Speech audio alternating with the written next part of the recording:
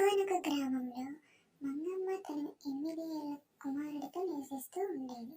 తమ కుమారుడితో ఆనందంగా ఆ గ్రామంలో నివసిస్తూ ఉండేది. ఒకరోజు ఆ పిల్లవాడు స్కూల్ నుంచి రాగానే అక్కడ ఒక అరటిపండు తోట అనేది కనిపిస్తుంది. ఆ అరటిపండు తోటలో అరటిపళ్ళు అనేవి కోసుకుని వెళ్ళి తన అమ్మకి చూపిస్తాడు. అవి చూసిన మంగమ్మ తమ కుమారుని ఎక్కడని అడగదు. అలాగే మరునాడు కూడా ఆ బాలుడు అరటిపండు తోటకు వెళ్తాడు.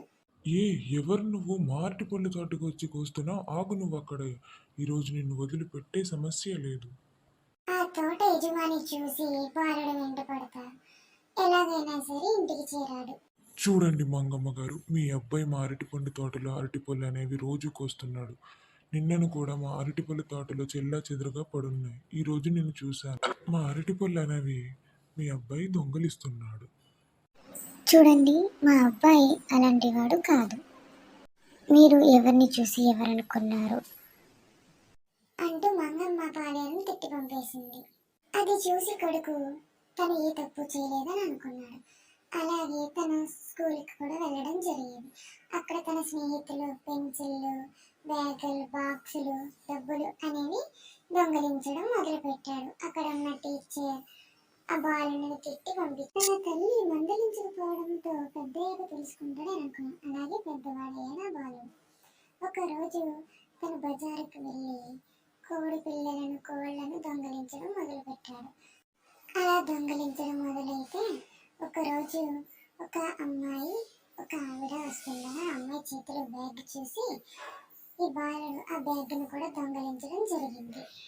నా బ్యాగ్ని వదులు వదులు, ఆపండి, ఆ అబ్బాయిని ఆపండి, నా బ్యాగ్ పట్టుకుపోతున్నాడు, ఆపండి ఆపండి. అయ్యయ్యో, ఎవరో దొంగవాడు బ్యాగు పట్టుకుపోతున్నాడు. అయ్యి ఆగు ఆగు, నిన్ను పట్టుకుంటా. నిన్ను ఇప్పుడే పోలీసులకు అప్పచెప్తాను. ఆగరా, నువ్వు ఆగు అక్కడ.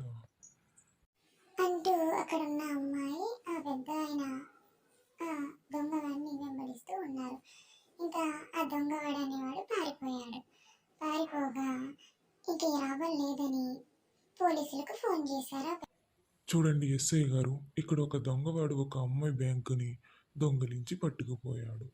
ఆ దొంగవాడిని మీరు పట్టుకుని ఆ అమ్మాయి బ్యాగ్ని ఆ అమ్మాయికి అప్పచెప్పండి.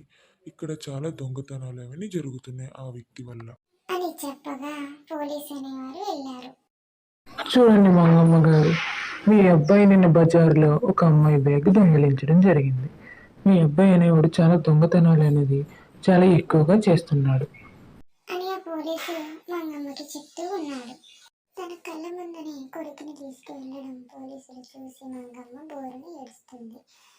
మొదటిసారి దొంగతనం చేసినప్పుడే మందలించి ఉంటే ఇంత దూరం వచ్చేది కాదు అంటూ బాధపడుతూ ఉన్నది మంగమ్మ. కథలో నీతి ఏమిటంటే పిల్లలు చిన్న తప్పు చేసినప్పుడే మందలించడం వల్ల పెద్ద తప్పు చేయరు. లైక్ చేయండి, కామెంట్